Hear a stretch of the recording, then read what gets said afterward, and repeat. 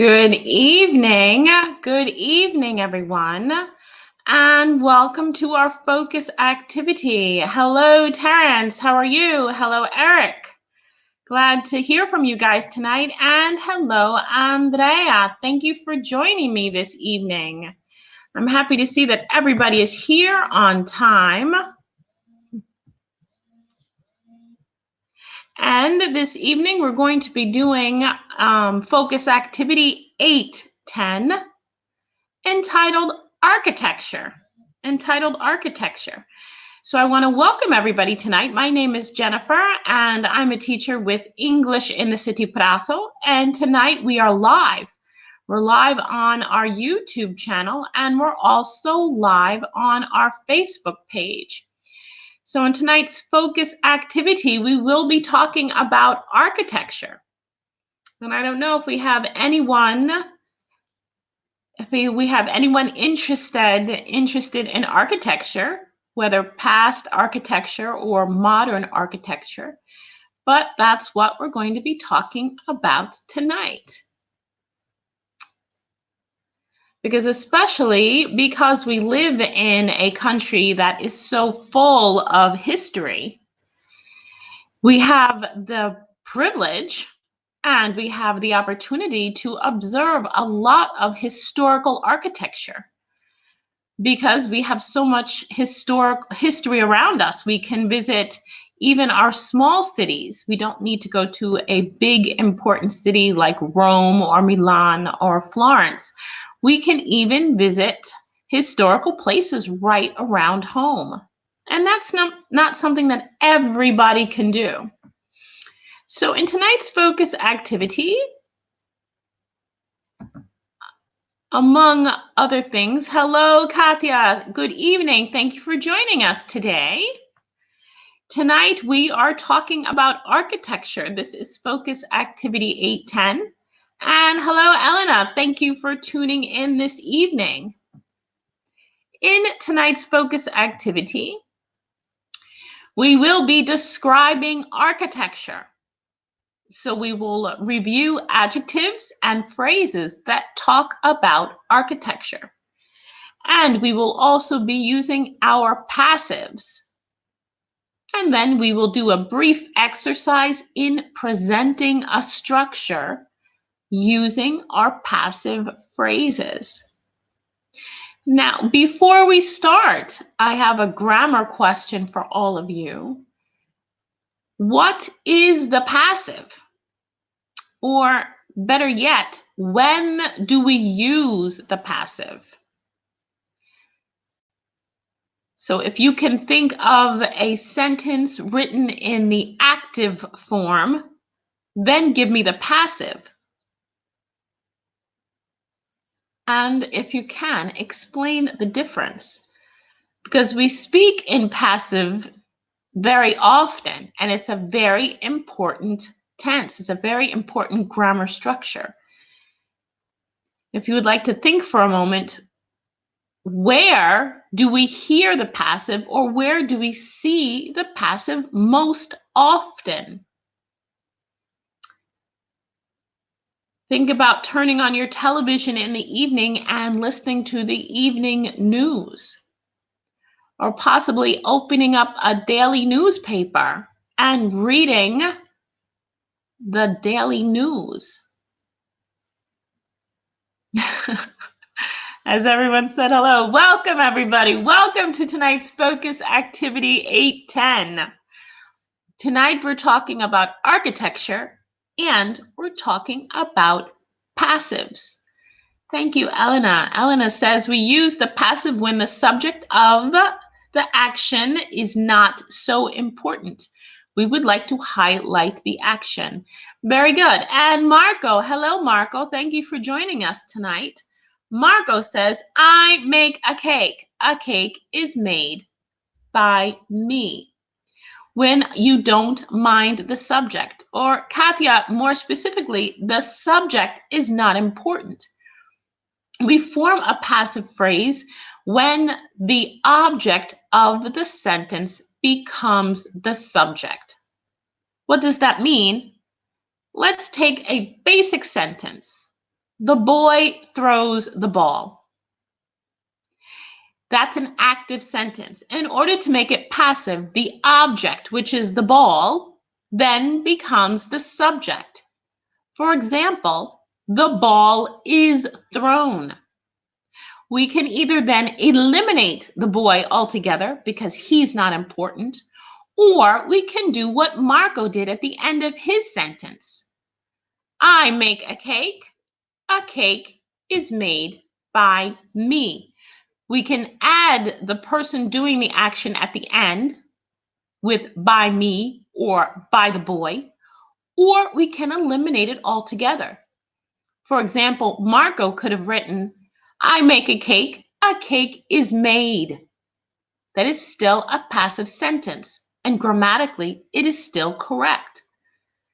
So my next question is, why do we need the passive? Elena pointed out that we want to highlight the action. That's one reason that we use the passive.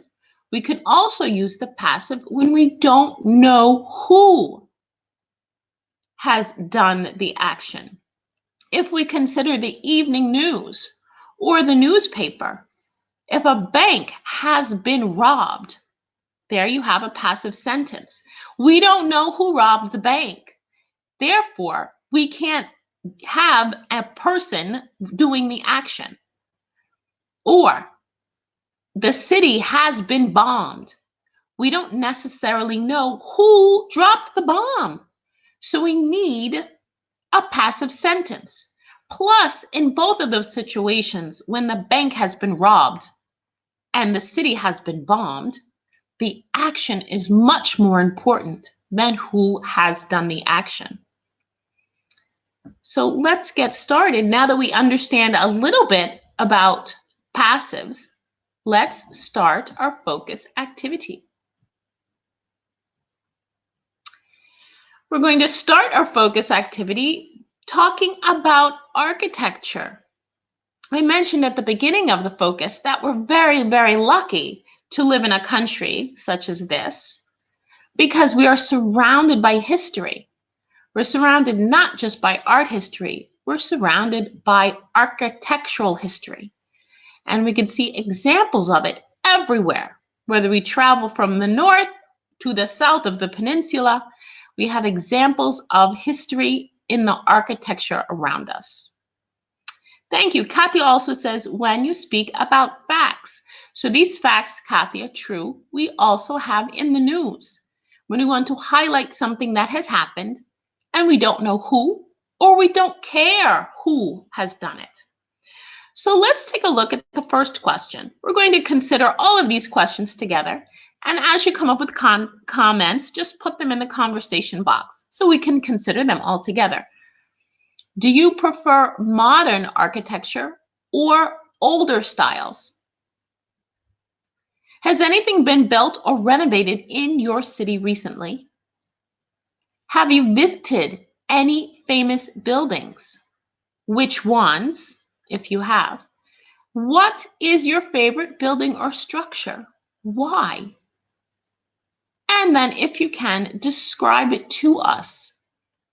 So let's go back to question 1. Do you prefer, and I'm asking all of you now, all of you who are participating in the focus activity, do you prefer modern architecture or older styles?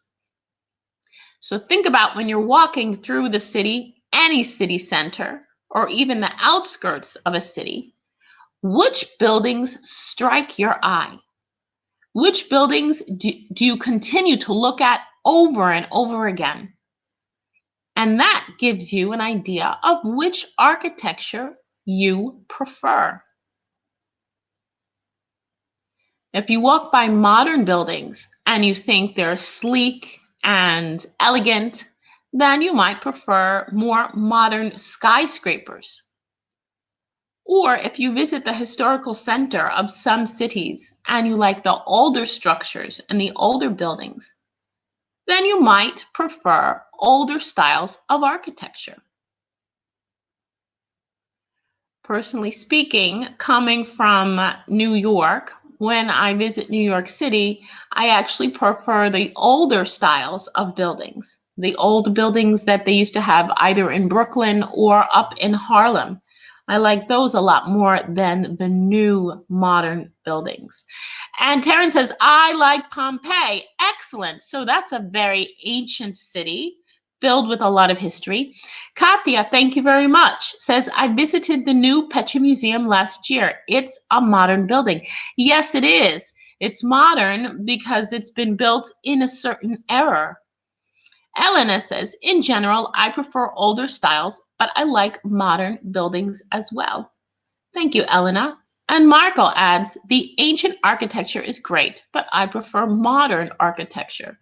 So it sounds like a lot of people in our group this evening prefer modern structures, except for Terrence, who likes Pompeii. Pompeii is very ancient. I think I don't prefer, obviously, ancient Greek or Roman structures are interesting to look at. But if we want to think about practical structures that are comfortable to live in, then the more modern architecture is, well, it's just that. It's more comfortable and more convenient. Can we think of anything that has been built or renovated in our city? If we're considering the city of Prato, or if you would like to consider another city, that's absolutely fine. Katya mentioned that the new Pecha Museum, that was closed for a while and it reopened. And so it was completely renovated and redone. Has any other architectural structure been built or renovated in our city?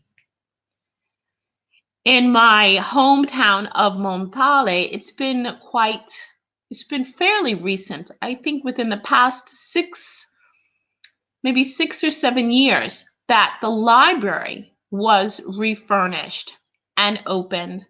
Before then, it was an empty structure. And they decided, the town decided to use the structure as a library and also as a center for having meetings and art exhibitions. Sometimes they have workshops and lessons there as well. But when I first moved here, it was closed to the public. Can we think of any other structures, either in our hometowns or in major cities, that have been built or renovated recently? We see now in the center of Prato that there is a lot of work going on, not just in the restructuring of sidewalks and the streets, but we see a lot of construction going on with the buildings as well. I've noticed that there are some of the older factories that they're cleaning out and possibly putting back on the market. And for anyone who lives in Prato, we know that there are a lot of empty buildings. You don't realize how many there are, and if they could be useful instead of just leaving them empty. That's one thing about the United States. If they don't use it anymore, they knock it down and they build a new one. There's no time for history there. Have you visited any famous buildings? Now, this is an excellent question. So we can consider famous modern buildings if you visited some of the tallest skyscrapers in the world. Or we can consider ancient structures like Terence mentioned Pompeii. Have any of you visited a famous building? And if you have, which ones have you visited? I visited Pompeii a very, very long time ago. I also visited the Colosseum in Rome. As far as famous modern buildings, I visited the Empire State Building, and before the Twin Towers went down, I visited them several times. Thank you, Elena. Elena mentions that the Pecha Museum has been renovated recently. Yes, it has.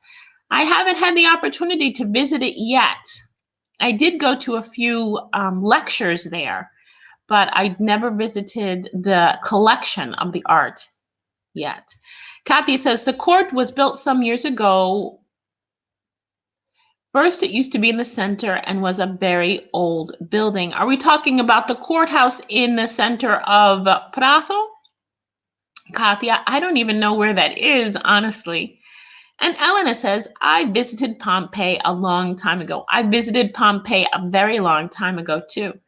For any of you that know anything about history, it was certainly a modern city for the time that it existed. It's not so modern anymore. We're used to different commodities, but for the time that it was built and for the time that it was populated, it was one of the more modern cities. Okay, which is your favorite building or structure?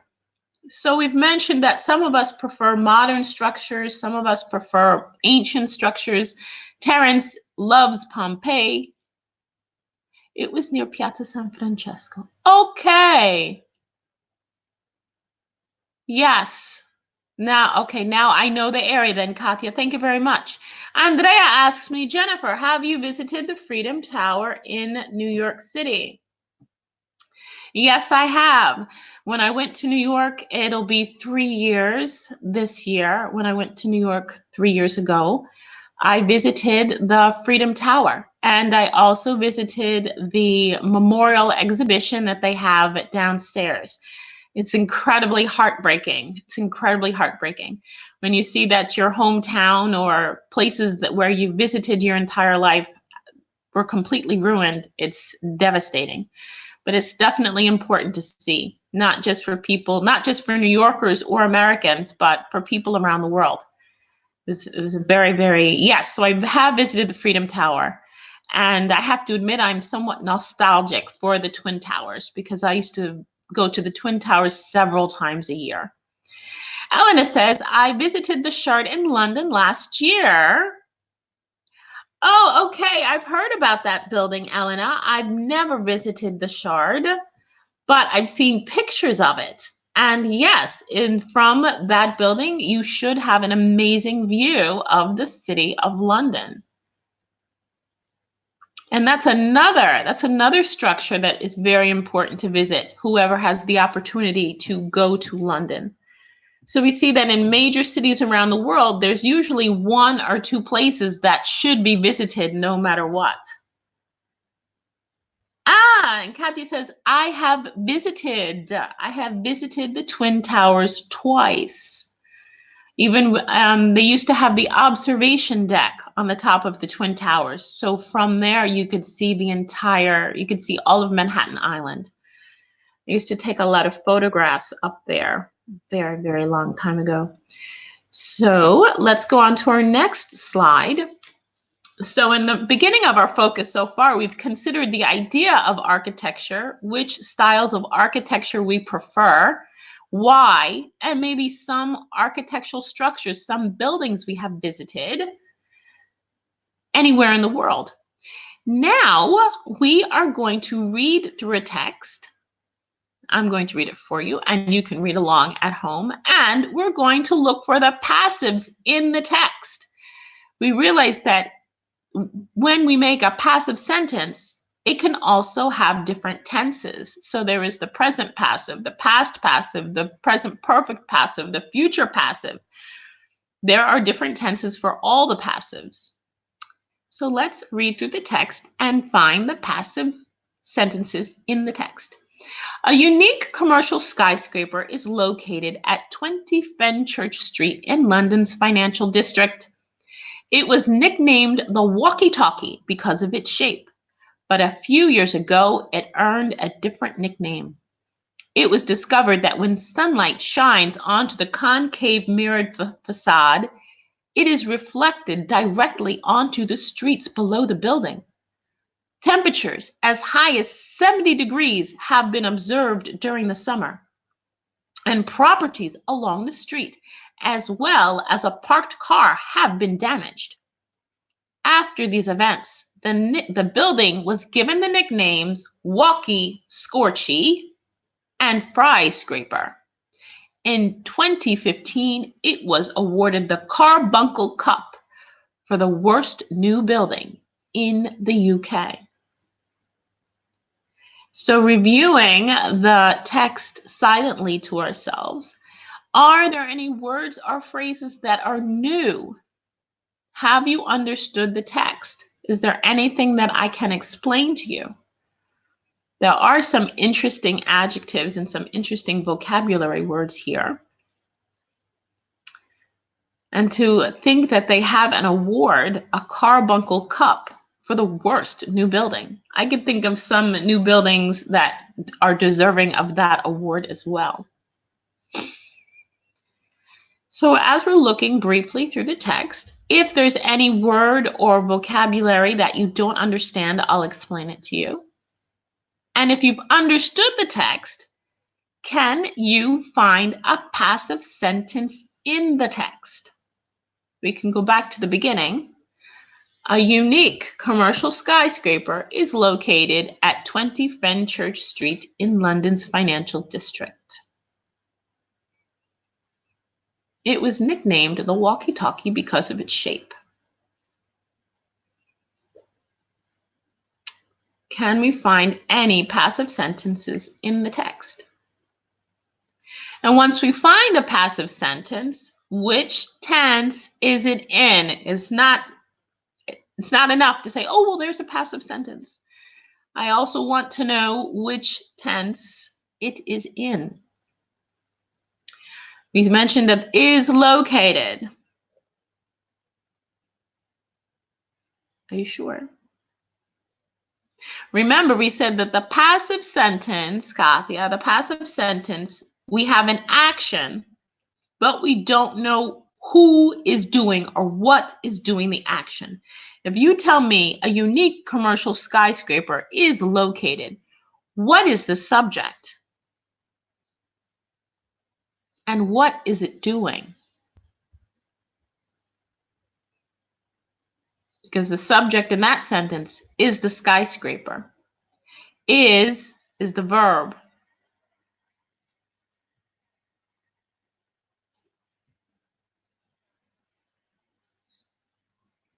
It was nicknamed.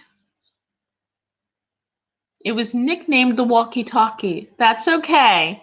Because remember also that is the verb. Is a verb, the verb to be, and we can use it either with adjectives or a state of being, not necessarily an action. It was nicknamed. Thank you very much, Elena. Why? Why is it was nicknamed passive? Because obviously a nickname was given to this building, but we don't know by who.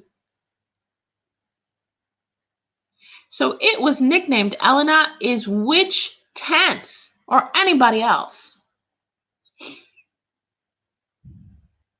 The clue of what tense it's in is the verb to be. And then we're going to talk about the actual structure. Simple past. Thank you very much, Elena. So the first passive sentence in the text is, it was nicknamed the walkie-talkie. And it is past simple passive. Or past passive, as Kathia said. Thank you very much. Let's go on to the next one. Which is the next passive sentence in the text, and what tense is it in? If, in fact, we knew who gave the nickname to this building, we could say it was nicknamed the walkie-talkie by Andrea.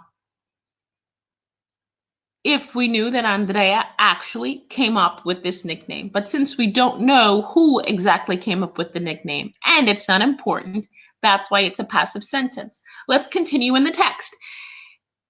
It was discovered, past passive. Thank you very much. Thank you, Marco. Thank you, Katia. And Elena. Excellent. It was discovered. And as Marco pointed out, it is past simple. Be careful, Katia, because past future, it is either past or it's future, but it can't be both. And we understand the tense that it is in by the verb to be. And then after this slide, we're going to talk about the actual structure the grammatical structure of the sentence. That'll make it a little bit clearer. So it was discovered, thank you, Elena, thank you, Marco, thank you, Katya, is the next sentence, and it is past passive. It was discovered that when sunlight shines onto the concave mirrored facade, it is reflected directly onto the streets below the building. Temperatures as high as 70 degrees Celsius have been observed during the summer. Has anyone spotted another passive in our text?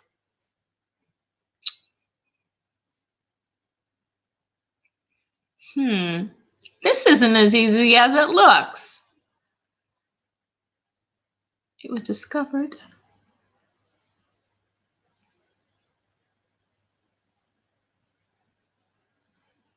It was discovered that when sunlight shines onto the concave mirrored facade, the facade is the side of the building, or actually the face of the building.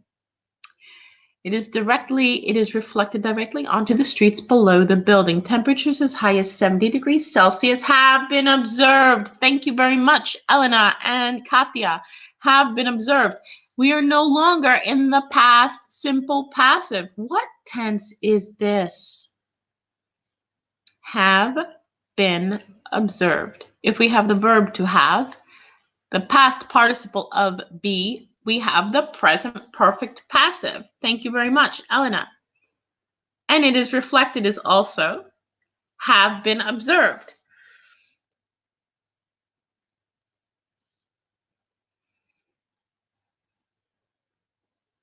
Oh, we skipped over. It is reflected. We see that have been observed is present perfect passive. Have is the present. Been is the perfect. Observed is the participle. What about it is reflected? Which passive tense is that? Remember, we understand which tense it is in by the verb to be. We see it was nicknamed, past simple. It was discovered, past simple. Elena, I have a question. Of course. What's your question, Elena?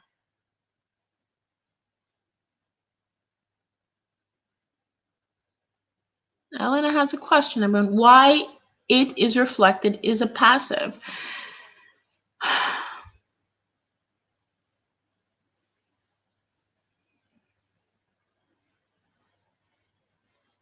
And is located, not a passive. Elena, that is a very, very good question, because a unique commercial skyscraper is located. The skyscraper is the subject. It is located, so it's active. It is reflected.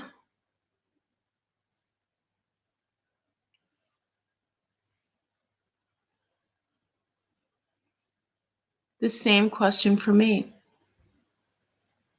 Elena, Marco, Katya, and Katya. Honestly, when I went through the focus, I did not detect it is reflected as a passive. Sunlight is reflected. Is it possible, Elena, that there's an error? Because it refers to sunlight. It is reflected.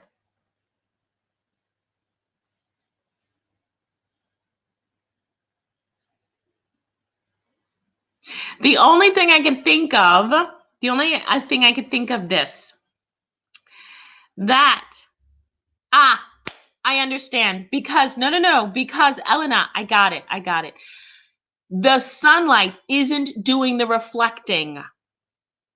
The building is. If I look into the mirror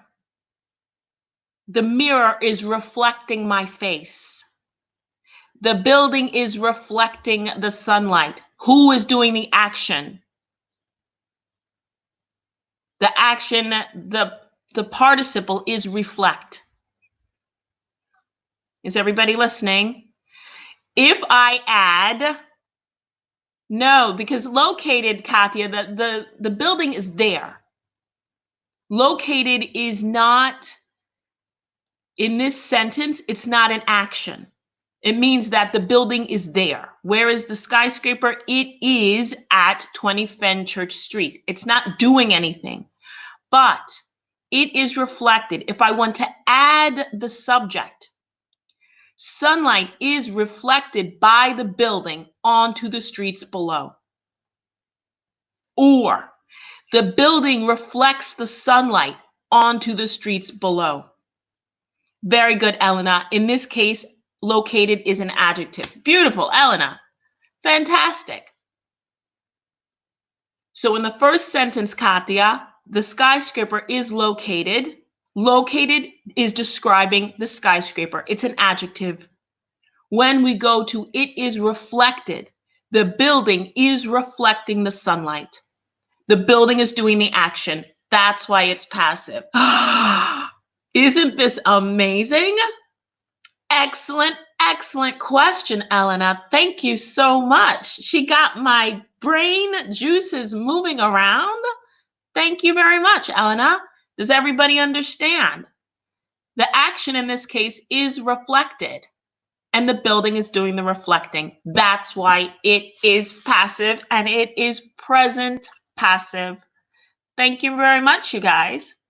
So the following passive sentences have been observed. And we mentioned before that have been observed is present perfect passive. Okay, is everybody clear on that? Let's keep going then. Temperatures as high as 70 degrees have been observed, and properties along the street as well as a parked car. Oh, wasn't that so exciting? Isn't English fantastic? As well as a parked car have been damaged. You're welcome, Katya. My pleasure. My pleasure. Has anyone spotted the next passive sentence in our text?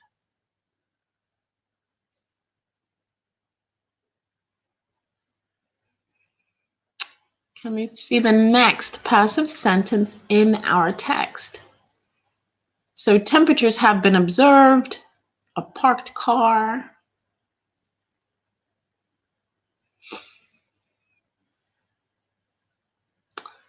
So if we're looking through, it seems that so far we have was given.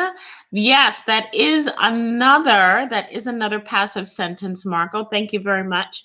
Can you tell me the tense of was given? Have been damaged. Excellent, Katya. So the next passive sentence is have been damaged. The one after that was given. Can either one of you tell me the tense of these passive sentences? Have been damaged is the same as have been observed, and was given is similar to the other passive sentences in our text. We know that once we look at the verb to be, we understand the tense that it is in.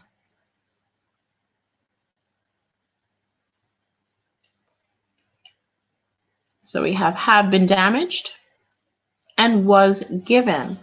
The last passive sentence in our text is was awarded. Have been damaged, thank you very much, Elena, is present perfect. Was given and was awarded are the same passive tense. Which is it? Thank you, Katya. Was given, simple past passive. Excellent. How are passives formed? And this is where we review the grammatical structure of our passive sentences. We have the subject, the verb to be, and the past participle. For example, the walkie-talkie was awarded. The verb to be is in the past, and awarded is the participle. Thank you, Marco. Was given is past simple. Thank you very much. So in order to form a passive sentence in any tense, we have the subject, the verb to be, and the past participle. Except when we have the perfect tenses, where we need the participle of the verb to be. So here we have 5 sentences. We need to fill in the blanks with the correct passive form, but they give us the tense, so it's easy. So the Sydney Opera House opened in 1973. They give us the verb in the bare infinitive. We need to put it into the past simple passive. Was opened. Thank you very much, Elena. And we have the verb to be in the past and the participle of opened. Thank you, Marco. Thank you, Elena. The Sydney Opera House was opened in 1973. Let's take a look at number 2. Many of Italy's historic buildings add to the UNESCO World Heritage Sites list. Here we have present perfect passive. In order to form the perfect tense, we need the participle of the verb to be. What, be, was, and the participle. So any of the perfect passive tenses are made up of 3 words. We have to have, the participle of to be, and the participle of the verb. Have been added. Very good, Marco and Elena. Thank you very much. Have been added to the UNESCO World Heritage Sites list. Number 3, the Eiffel Tower, not built in 1999. Here we have a negative passive. So in order to have a negative passive, we need the verb to be and not. And we want to form the past simple passive. So the past of to be is, and to make it negative, wasn't built. Very good. Marco writes was not built, and Katya writes the contraction of was not. Was not becomes wasn't built. Both are correct. Thank you very much. Number 4, the Pyramid of Giza. Not turn into a theme park. We have another negative here. Thank you very much, Elena, for your wasn't built. We have another negative passive here, and this time it's present perfect passive.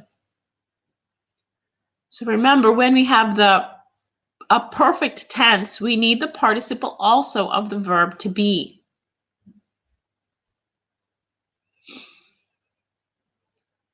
So we have the participle of the verb to be plus the participle of the verb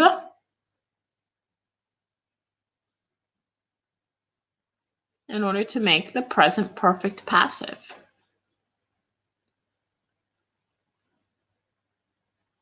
Does anyone have any ideas? Hasn't been turned into.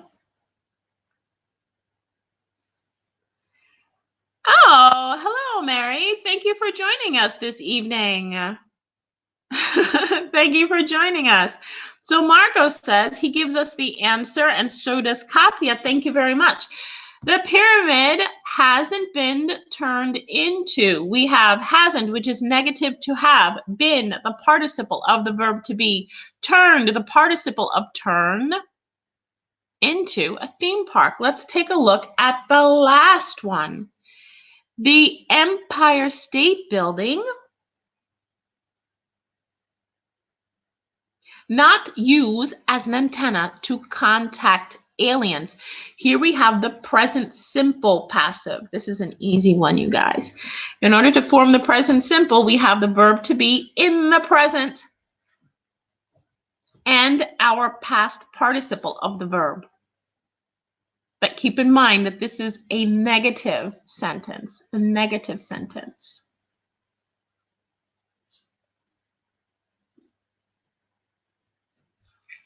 Mary, thank you for joining us this evening. Tonight we're doing a Focus 810 about architecture. Thank you very much, Katya. Katya says, isn't used as an antenna to contact aliens. No, it is not. Although some people have believed it to be so. Thank you, Katya, and thank you, Elena. Let's move on to our next slide. Thank you, Marco. So we see that Katya and Elena have used the contraction of is not, and Marco has used the standard form is not used. Is not becomes isn't as a contraction, but both are grammatically correct. Okay. A work in progress. We're going to read through this text as well. And we want to find the passives again. So since we've already had plenty of practice on the previous slide, this one should be very, very easy. Okay. The Chu Shinkansen rail line will be built between two major Japanese cities, Tokyo and Nagoya. The trains are expected to reach speeds of 505 kilometers an hour, which means a distance of 286 kilometers can be covered in only 40 minutes. Wow. The train speed is increased through the use of magnets, which reduce friction. Originally, this new rail system was projected to cost 40.6 billion euro, but because of the need to dig so many underground tunnels, the designers now say the project will be completed at a cost of 71.8 billion euro. This is a very, very expensive rail line. But I guess speed is expensive. Looking through our text. Terrence, are you still with us?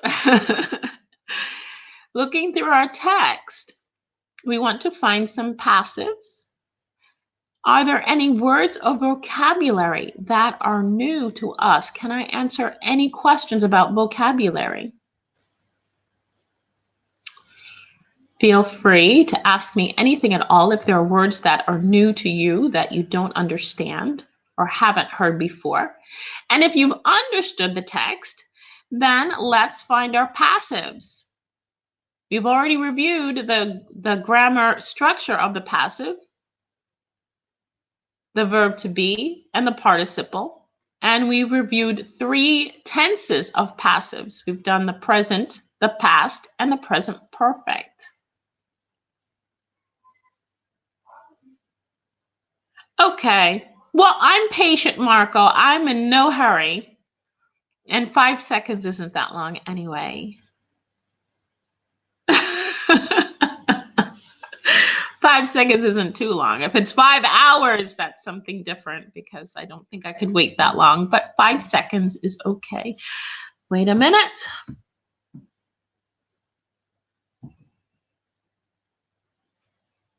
Hi, Terrence. Welcome back, Terrence. All right. Elena says, will be built simple present passive.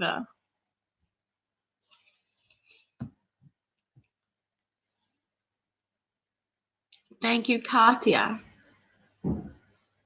So will be built is future. No. Elena, will be built simple present. Elena, will be built future simple passive. Thank you, Katya. Good girl. The rail line will be built. This is our future simple.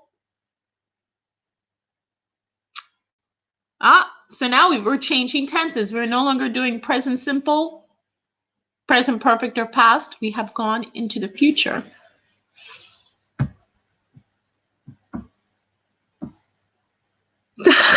That's okay, Elena. Oh, I make mistakes too. Can anyone find the next example of a passive sentence? So the rail line will be built, future simple, between 2 major Japanese cities, and the trains are expected to reach high speeds, extremely high speeds.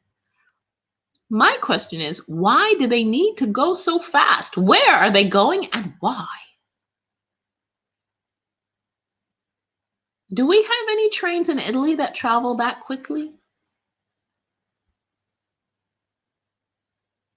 I mean, even the high-speed trains in Italy that go from Milan to Rome, do they travel that quickly? Says, anyone spotted the next passive sentence in our text? So we see that in this text, we're not just using the past, the present perfect, and the present. We're also going into the future. Can be covered. Okay, the distance can be covered. Is there another passive before that?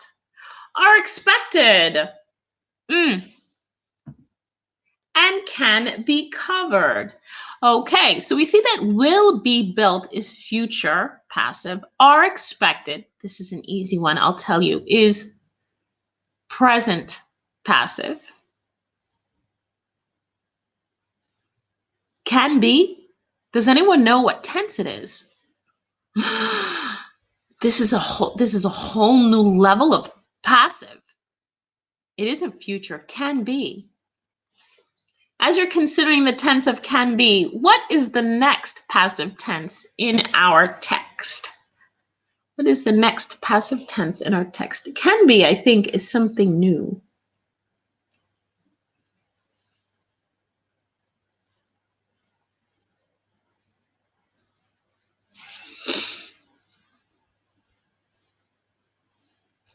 Can be covered. I know this is a difficult one, but I'm going to tell you what tense it is in afterwards. Can we find the next passive tense? Present passive.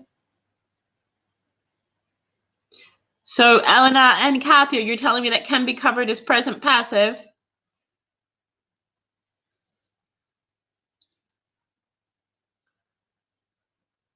All right, we're going to come back to can be covered. Katya has already gone ahead. Katya says, was projected. Exactly. If you can, give me the passive tense. Thank you, Elena. And give me the passive sentence and the tense.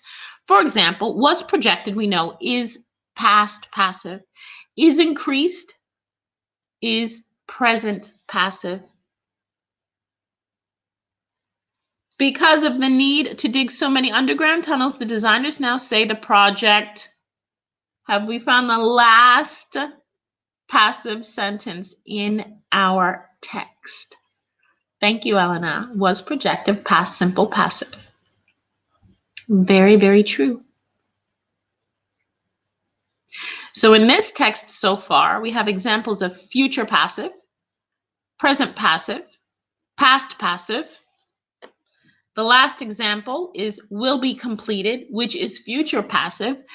But is everyone in agreement on can be covered? Do we know the tense of can be covered? We know it's passive. Thank you, Marco. Marco says will be completed is also our passive sentence, which is the future simple. Here we are on our next slide. Now we're talking about future and modal passives. And that's what can be is. It is neither past, present, or future. It is a modal passive. And we're going to find out how to construct them as well. So how are future and modal passives formed? We have the subject, the modal, to be, and the past participle. Hey, Katya. Can be covered, infinite. Can be covered, Katya, is a modal passive because it expresses possibility or capability. We know that can and could is an example of a modal verb, like would as well. So we have the subject, the modal, the verb to be, can, be, and the past participle. We always have the past participle. And an example of this, the rail line should be completed. Should is a modal verb. Can and could are modal verbs. So in order to make a modal passive, we have our modal, to be, and the past participle. All right, and here we have some questions. Do you think the trains will be used by many people? What safety precautions have to be taken by the engineers? Can you think of any services or features that could be offered to make travel experience more exciting and comfortable? Do you think the focus on transportation methods in the future should be more on trains or planes, and why? These are some seriously intense questions. We're not going to answer them all, but I am going to ask you the first one, where I need you to consider the possibility. If we're talking about high-speed trains, we said that this train travels very, very quickly. Do you think high-speed trains will be used by many people? And this question is a passive question. It's a future simple passive question. So in your opinion, consider this. Do you think these high-speed trains will be used by many people? I say no. I just think people should slow down a little bit. Why is everyone in such a hurry to go somewhere? I don't think high-speed trains will be used by that many people because the tickets are so expensive. It's not like taking the bus. The tickets are too expensive. If you have to spend that much money to go from point A to point B, you might as well slow down and take the slow train. Oh my goodness, we're running out of time. As you're considering whether or not people will take these high-speed trains, let's take a look at our vocabulary about architecture. We want to match the left to the right. We have words or phrases, and we want to match them to their definition. Work in progress, to demolish. So Elena says the trains could or would be used by many people. So you, Elena, you think it's possible? I think they might be used by a lot of people if the tickets are affordable. If the tickets are too expensive, then they will not be used by many people. Keeping in line with our passive sentences for this evening. So now we want to match the vocabulary to the definition. Thank you, Elena. Work in progress, not yet finished. As you come up with the answers to these questions, as you match the vocabulary to the definition, just put the answer in our conversation box on the right. There is a little bit of a delay, but I am a very patient person, and I will wait for your answers. Thank you, Katya. Work in progress, not yet finished. What about to demolish? This is something that Americans do very well. To demolish, to destroy something. Yes, it's absolutely true. To destroy it. In fact, in the United States, they have these demolition teams that just demolish buildings, but incredibly big structures, and they just bring them down to the ground, and they're like, okay, time to make a new one, which is very contrary to what the Italians do here. A lot of the older structures, they say, no, don't change that, don't move it, don't take it down. Skyline. Skyline. The profile of buildings against the sky. Thank you, Katya, and thank you, Marco. And thank you, Elena. In fact, I love the New York skyline. I remember driving into the city and I would see the skyline as I went over the bridge, and I get the same sensation doesn't matter. I drive over the bridge a million times in my life, but I get that same, what a beautiful city. I love New York. Masterpiece. Can anyone match masterpiece to the definition? I'm so glad Marco, Katya, and Elena are here tonight. I don't hear anything from Terrence. Terrence, where are you? Masterpiece. Thank you. A person's greatest work. And Elena, thank you. Thank you, everyone. And Andrea is just listening in. An eyesore. What is an eyesore? You know what an eye is, and a sore is to have a wound or to have pain. Thank you, Kathy. A masterpiece, a person's greatest work. I think each of us has a masterpiece of some kind. Hey, Terrence. Hi, Terrence. Welcome back.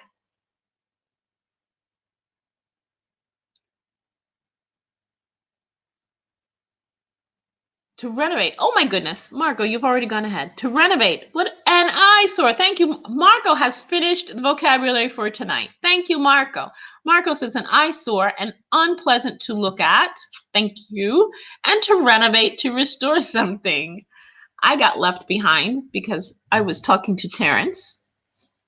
To renovate, to restore something or make it new again. And we see that that is a big difference between the Italians and the Americans. Whereas Italians might renovate to restore, to rebuild an old structure, the Americans will just knock it down. They say, get out of the way.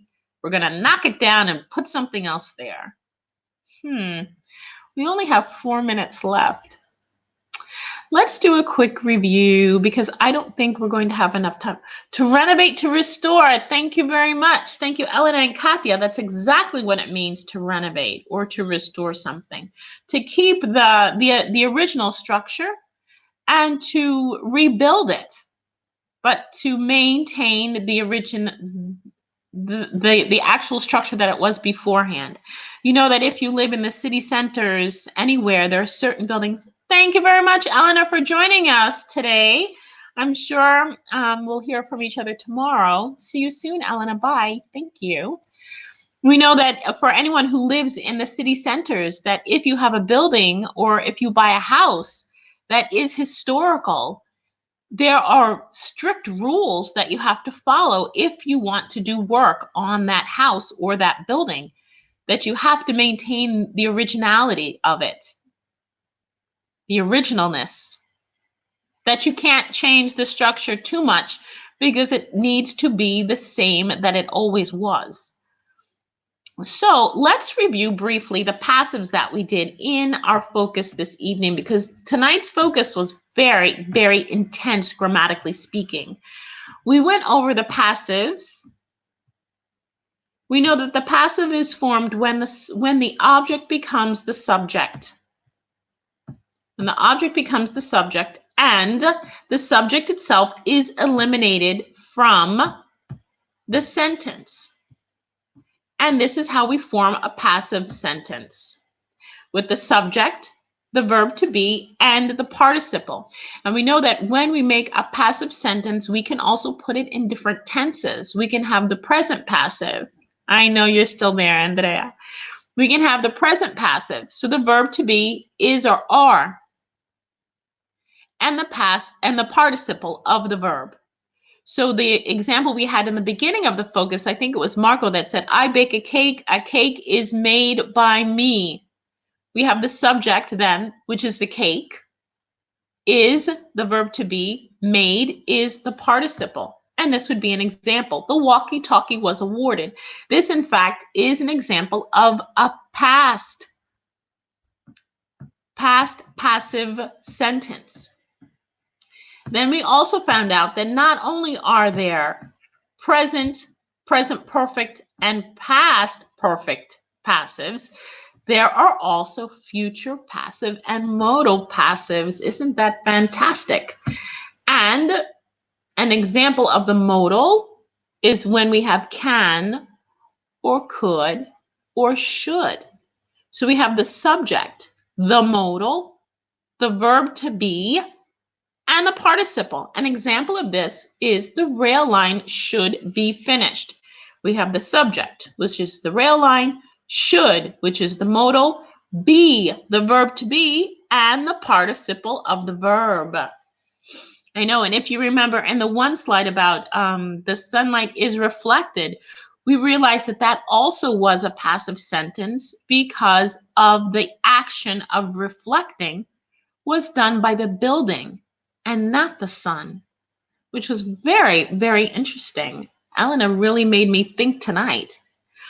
So does anyone have any questions about the grammar in this evening's focus? Why do we use passives? We use passives when we don't know who has completed an action.